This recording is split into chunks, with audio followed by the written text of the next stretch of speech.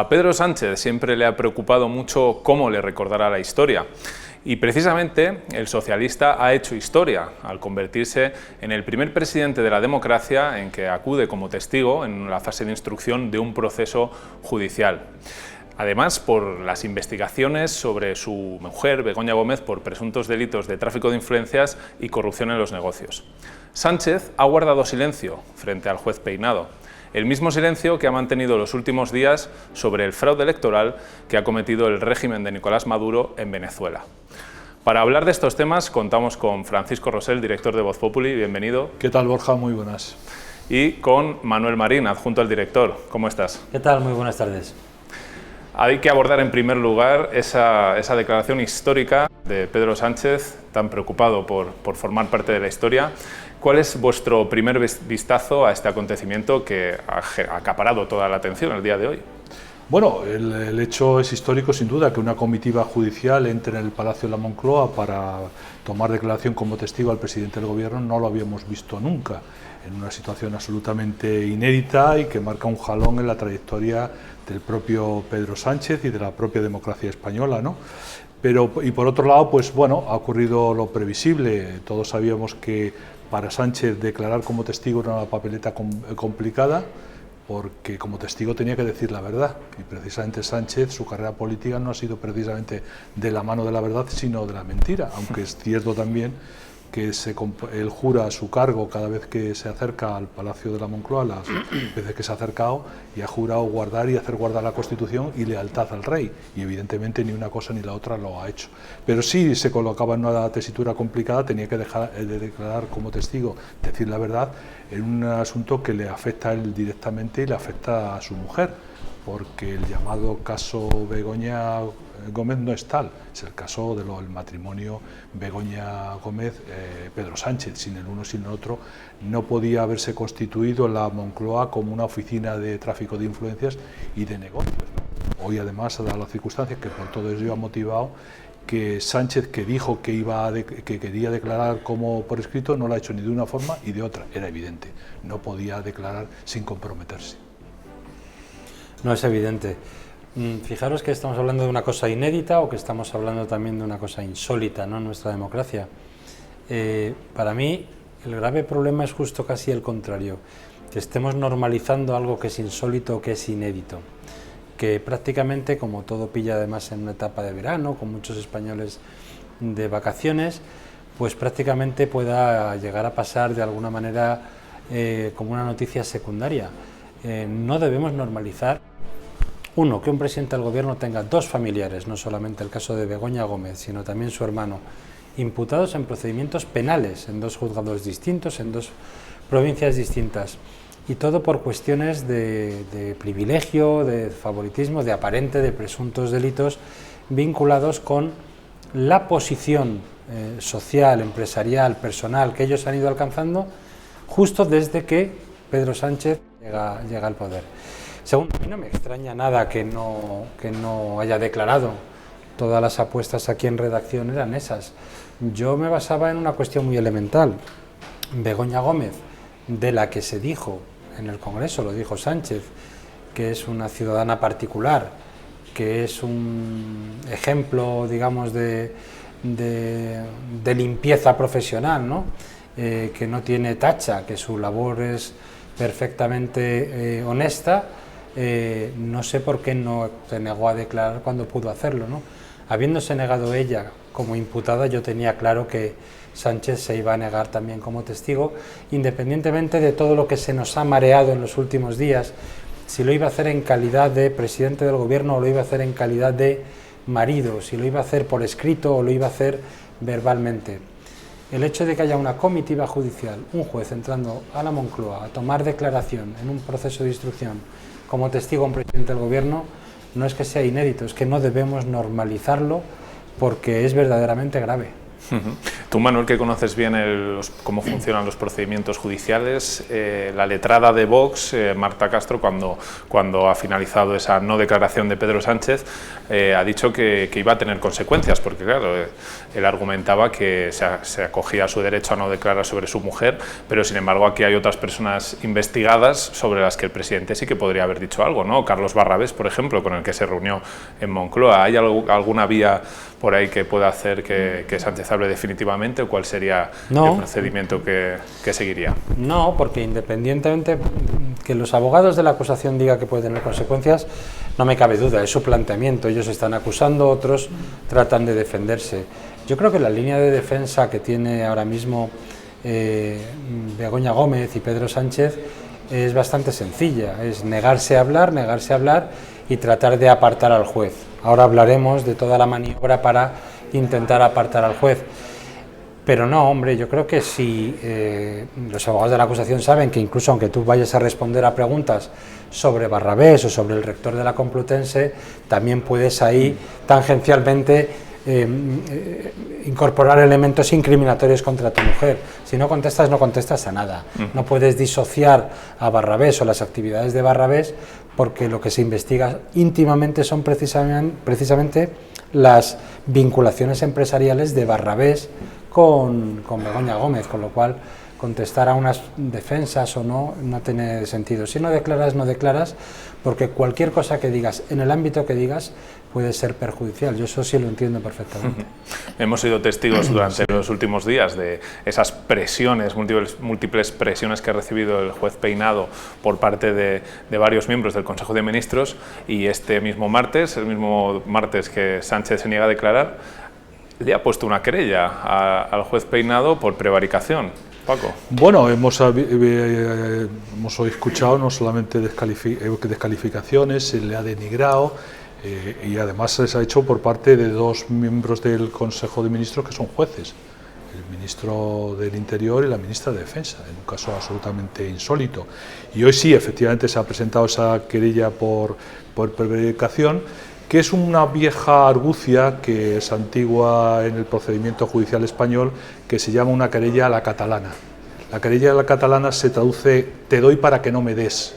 Es decir, me adelanto en un proceso presentándote una denuncia para sacarte del proceso y que el juez no me investigue, ¿no?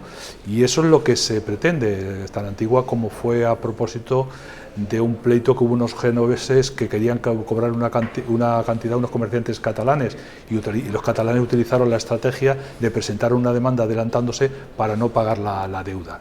Y este es lo que hace Sánchez. ¿Qué hace Sánchez? Sánchez lo que va buscando es sacar al juez Peinado del proceso, porque considera que sacándolo a él, no solamente lo saca él, sino se declara inmune e impune a cualquier investigación judicial. Está por la ley, está por encima de la propia ley como presidente del gobierno y no puede ser investigado. Y esto es lo que se pretende. Otra cosa es que lo consiga.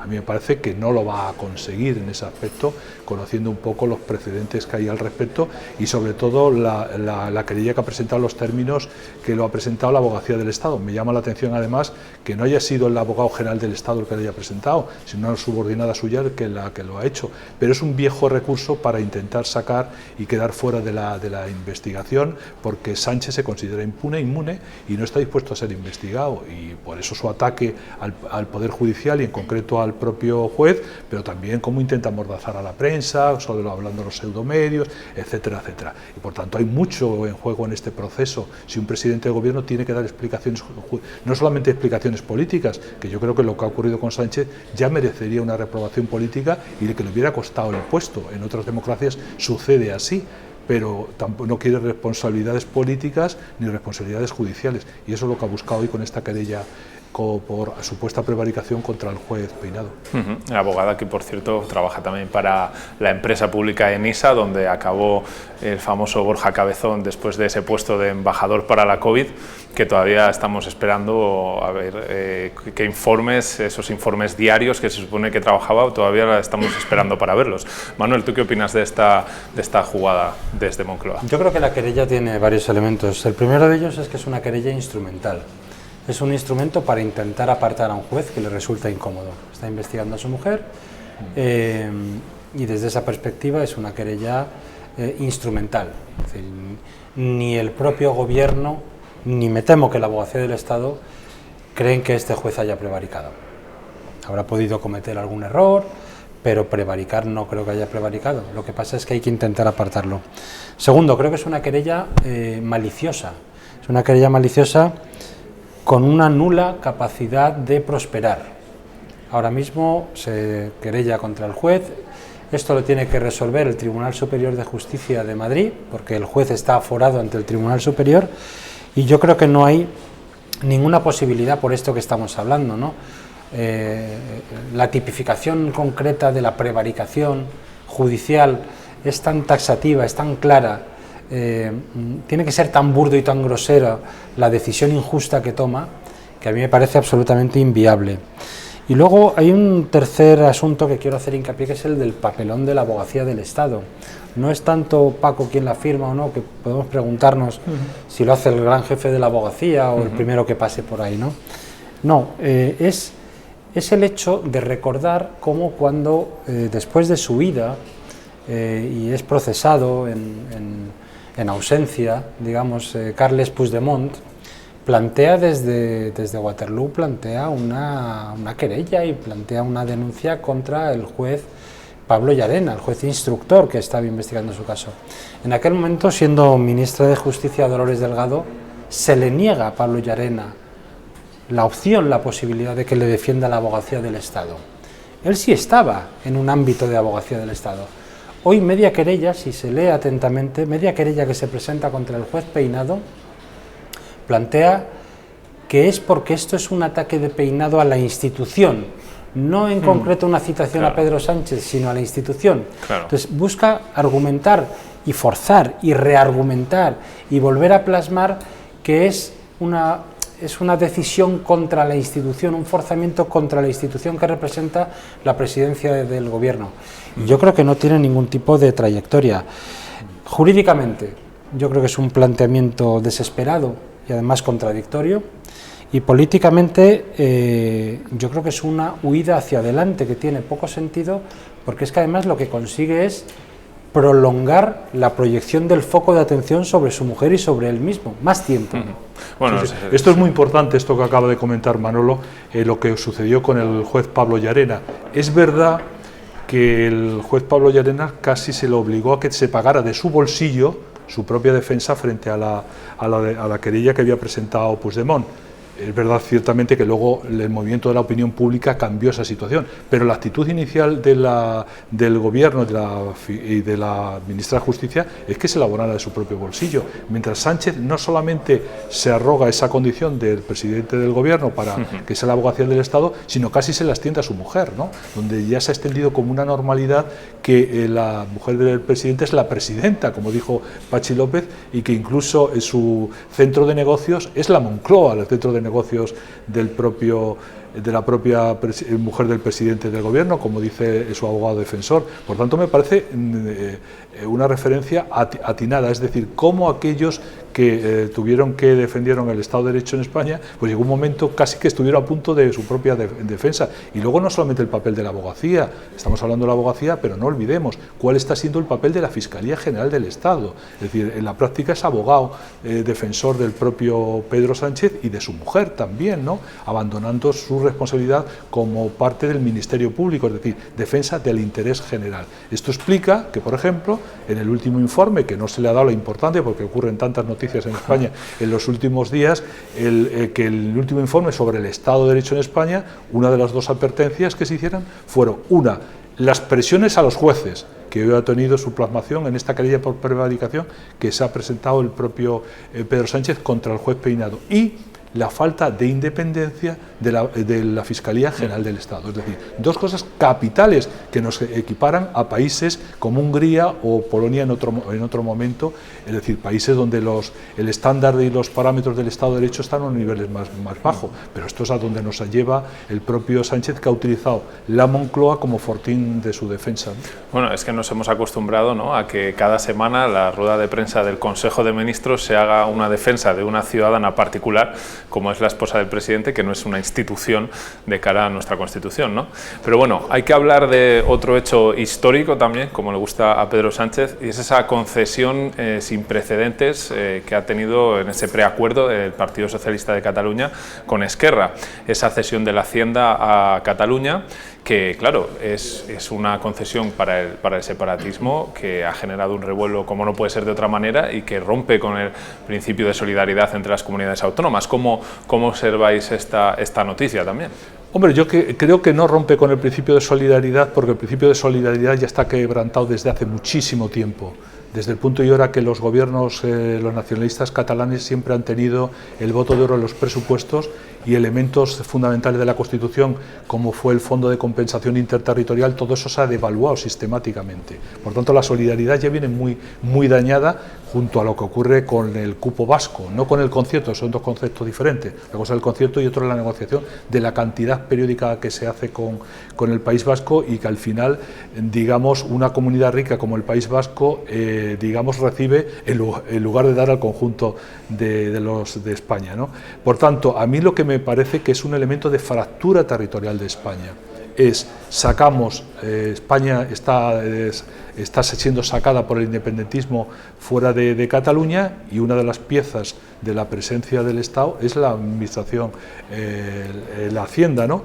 Y este cupo, por supuesto, lo que hace es absolutamente atrabiliario, porque el hecho de que, digamos, la comunidad catalana, en este caso, gestione el 100% y luego se reserve pues prácticamente una limosna para la solidaridad nacional que establecerá en cada momento, pues es una quiebra territorial, es una fractura territorial que me parece de una enorme gravedad. Y yo me pregunto, ¿cómo es posible que un partido de izquierdas como el Partido Socialista haya accedido a esta posición, en los que más ricos hacen rancho aparte?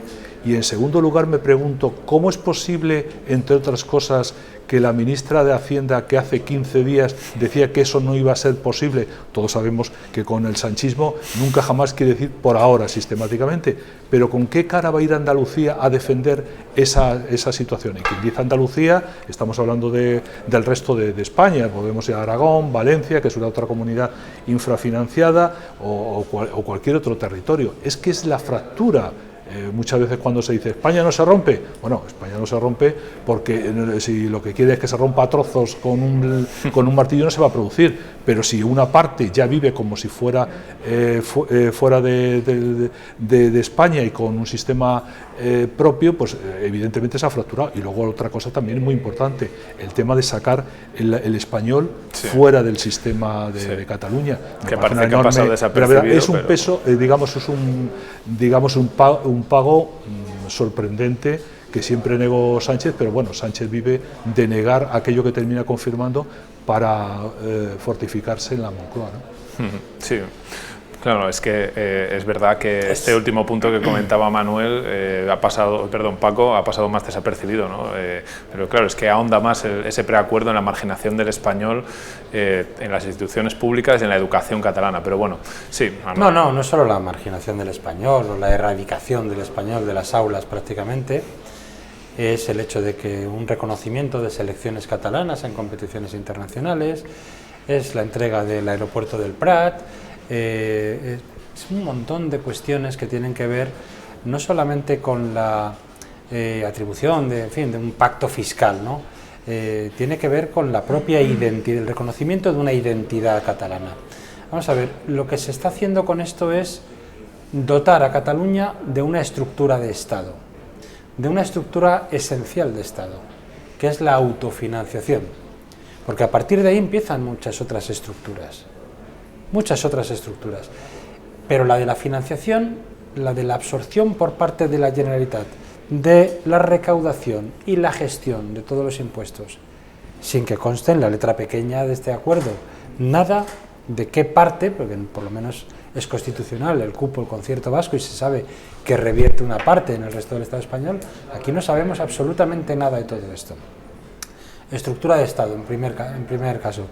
Segundo, me interesa mucho también recordar que todo esto que ahora mismo está concediendo el Partido Socialista a Esquerra Republicana es exactamente lo mismo que pidieron en el año 2006, en la primera redacción del Estatuto de Cataluña, que fue cepillado, dijo Alfonso Guerra en el Congreso, en la Comisión Constitucional del Congreso, y luego desautorizado por el Tribunal Constitucional en una veintena de artículos y reinterpretados otros 40 o 30 y tantos artículos. Es decir, lo que se está haciendo es recuperar un estatuto que ya fue declarado inconstitucional. Y a partir de aquí vendrán otras diferentes estructuras de Estado. Por ejemplo, consejos del Poder Judicial propios, consejos nacionales de lo que sea.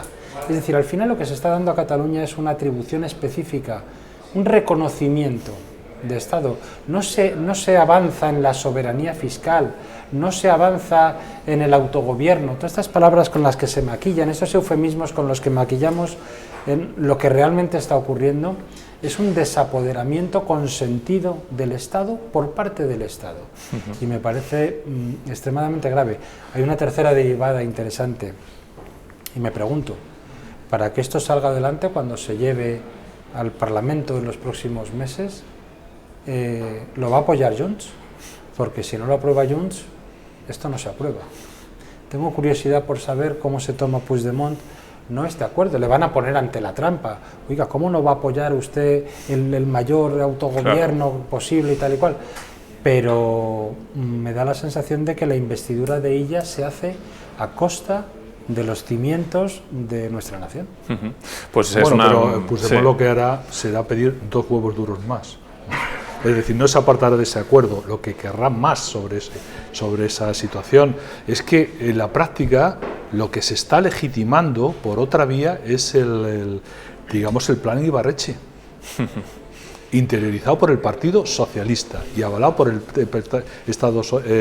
el Partido Socialista. Y esto se dice que lo justificaba hoy la ministra portavoz diciendo que es el avance de la política. No, esto es la destrucción de la política y la destrucción del Estado de Derecho y de la igualdad de los españoles, independientemente de donde vivan. Es decir, digamos, piedras fundamentales de la Constitución y de la nación, y esto es lo que se demuele, con una circunstancia añadida, que siempre además Cataluña, aún en esta deriva, si tiene algún problema, pedirá el rescate del resto de los españoles de su propia situación, que puede ocurrir. Claro, es la situación ideal, el independentismo. Vivir como si estuvieras en independencia, pero sabiendo que siempre puedes tener un asidero que te pueden rescatar o te pueden ayudar, etcétera, etcétera. Ser, digamos, convertir a España en una colonia de Cataluña, que esto es lo que se traduce un acuerdo de esta naturaleza con el aval, insisto, del Partido Socialista y del PSC. Porque luego, sin ellos no sería factible. Los independentistas pueden pedir lo que quieran, pero si está en la otra parte está quien no se lo da, pues evidentemente se frenaría. Desde luego. Y bueno, hay un último tema que tenemos que tratar, aunque sea rápidamente, porque ya vamos un poco mal de tiempo, pero es que es muy importante lo que ha ocurrido en Venezuela, ese fraude electoral perpetrado por el régimen de Nicolás Maduro y sobre todo la actitud que está teniendo el gobierno de España, ese silencio atronador ante el que a otros países, también con gobernantes de izquierdas como Chile, por ejemplo, sí que se han pronunciado para denunciar la situación. ¿Cómo estáis viendo lo que ha ocurrido en Venezuela? ¿Cómo estáis viendo la actitud que ha tomado Pedro Sánchez y el gobierno de España? Y que el PSOE, que parece más preocupado por cuánto han costado el vuelo de Miguel Tellado y de los diputados del PP para ir allá, que lo que está pasando en un país hermano. Bueno, yo subrayaría 2 cosas, aunque fuera crónica de un pucherazo anunciado, que cualquiera conociendo la propia dinámica del régimen de Maduro, hay que tener en cuenta que ya perdió unas elecciones y constituyó, digamos, unas instituciones paralelas, una asamblea constituyente paralela para no reconocer ese resultado, y él siguió en el poder, por tanto era previsible. A mí lo que me parece muy importante es la capacidad de resistencia en defensa de sus derechos, en defensa de la libertad del pueblo venezolano, la forma en que ha ido a votar, la forma en que lo ha hecho y la forma que le ha dado la victoria, pues digamos, a la oposición para hacer ese proceso de cambio un tanto a la española, que yo no sé si al final se podrá hacer, porque veo muy aferrado a la dictadura de Maduro en esa situación. Y eso sí, a mí me preocupa 2 cosas. Me preocupa la actitud de España. Gran parte del gobierno y de los socios del gobierno han estado apoyando a Maduro, y la posición del presidente del gobierno ha sido muy silente. Ya lo vimos cuando a Guaidó dio como, digamos, presidente representante de Venezuela la gira europea, y el único sitio donde no lo fue recibido por un presidente fue en España. Lo recibieron el presidente francés, la canciller alemana, etcétera, etcétera. Evidentemente, en esa circunstancia. Y me preocupa igualmente el papel de Europa. Durante España, durante muchos años no se pudo integrar en las instituciones europeas porque tenía una dictadura. Y como demócrata a mí me pareció bien.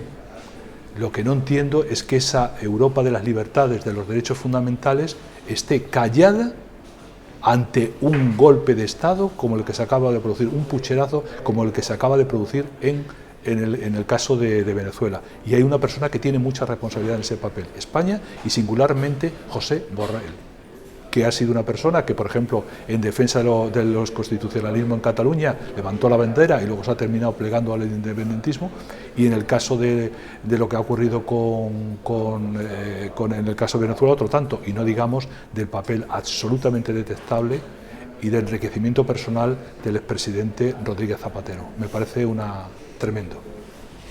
A mí me parece una tragedia para un pueblo empobrecido, llamado a ser uno de los más prósperos del planeta por las condiciones naturales que tiene Venezuela, por la capacidad que tenía ese país. Era un país rico hace solamente 20-25 años y está sumido en un caos político, social. Han pasado 2 días desde las elecciones, hay muertos en la calle. Hoy hay muertos en la calle. Hay caceroladas, hay protestas, hay centenares de detenidos, de detenciones, y eso simplemente representa una cosa. Representa la intención del régimen de Maduro de seguir combatiendo con represión todo aquello que supone una acusación de pucherazo. Represión.